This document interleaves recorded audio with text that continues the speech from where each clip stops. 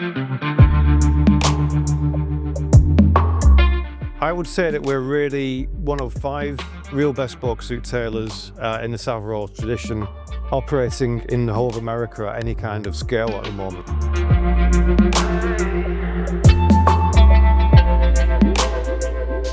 Hello, my name is David Reeves from REEVES Bespoke here in New York City, and it's my pleasure to be joined by the Arterton team today, who are going to be talking about my process and work that I do in New York City. Basically, when I graduated, I was wanting to work on Savile Row, and specifically I wanted to work for Richard James. So I went off and I did that. And because I had expertise in made-to-measure, because we were starting doing made-to-measure themselves, that's what got me the job at Richard James. And then I put myself, they had a manager there, he'd been there for a long time, and he resigned. He actually gave me the job. And when I showed up, nobody knew who I was, which was very frightening because I've moved my entire life from Leeds to London to get this job on Savile Row there, and nobody knew who I was, but they kept me, which was good, thank God. And I stuck with it. But because the manager had left, a lot of people in a store like that want to see the manager, of course. And a lot of the staff were kind of a bit intimidated by some of the clientele. Me at my age, I'm about 23, 24, I think. I'm quite excited to be kind of meeting Elton John and Paul Weller and Nick Cave and people like that. So I kind of hoovered them up. And they kind of started calling me the head of light entertainment at work to my face. I don't know what they call me behind my back, but head of light entertainment. And I picked up some very interesting clients there and put myself forward. Oh yeah, there definitely is a health style for sure. It's very classic Savile Row. It's almost got definitely got a military kind of edge to it. It's ultra clean, really. It's not necessarily a relaxed kind of cut at all. I mean, the people that inhabit them should probably be relaxed, but it's kind of almost quite a military look to it, which is probably stemming from the Gives and Hawkes kind of idea, which was a military tailor. I also see parallels between that and modernism, like that 16-inch bottom and that Edwardian kind of Chelsea boot with a short trouser and things like that.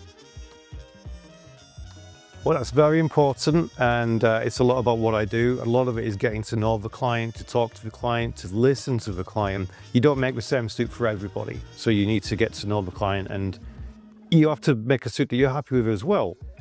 I'm not just a conduit for making a suit. I won't make anything. I want to make a suit that I'm very happy with and that the client is very happy with as well, because I feel that every suit, I'm judged on every single one, all 7,000 of them really, and you're only as good as the last one that you did.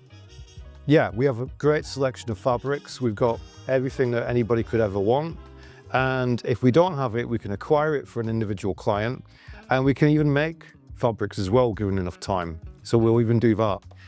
Usual suspects, we have things like Loro Piana, we're an official stockist. We have Sol Beati, which is a subsidiary of Loro Piana. They invented the whole idea of linen suits and linen fabrics as a luxury fabric.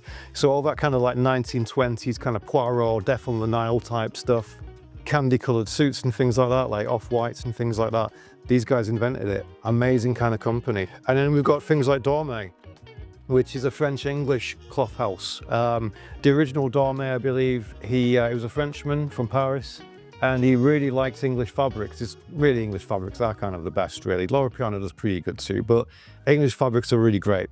Anyway, the French love everything French. They don't really like the English too much, especially about 175 years ago.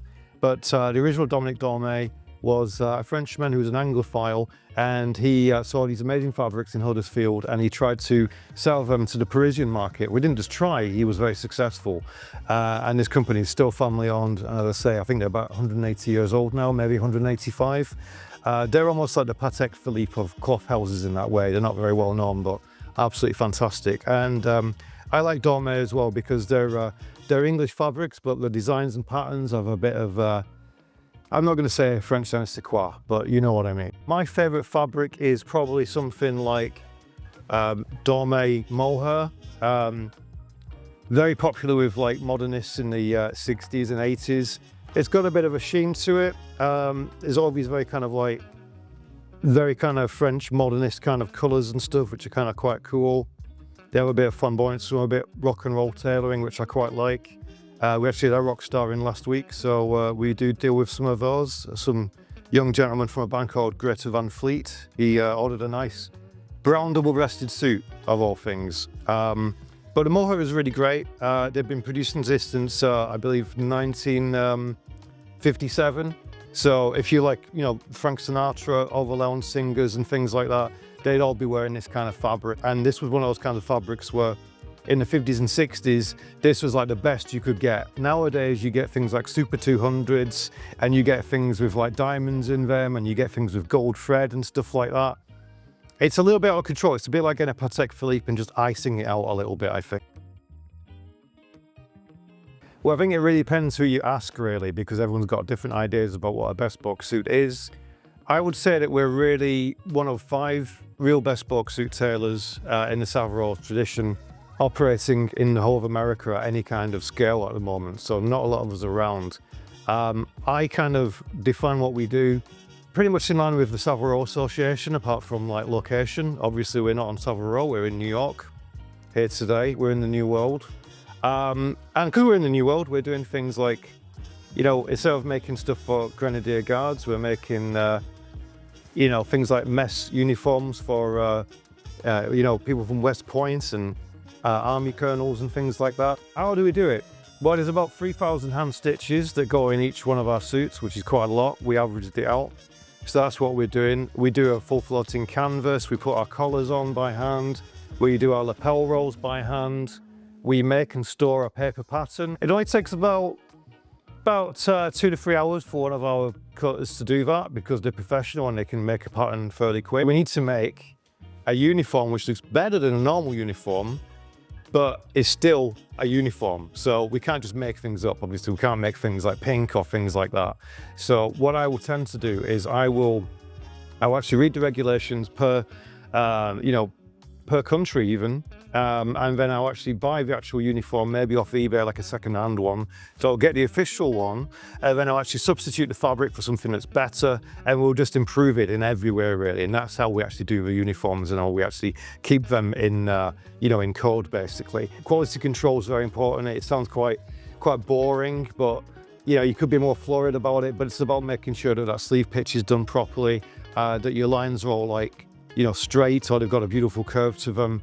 They've got to work. But we're at this stage now where we can put something on a mannequin and I can see if it's going to fit the client or not. We actually use the mannequin as a diagnostic tool, or I will try the actual garment on myself. Like usually I don't try the trousers on, but the jackets I do. I can see how it's going to fit the client from trying it on me or trying it on the mannequin. I can extrapolate the difference. So I could say, okay, the sleeve pitch isn't quite right. Let's take that in the back, let's rotate it a little bit. Let's take in a certain seam and things like that.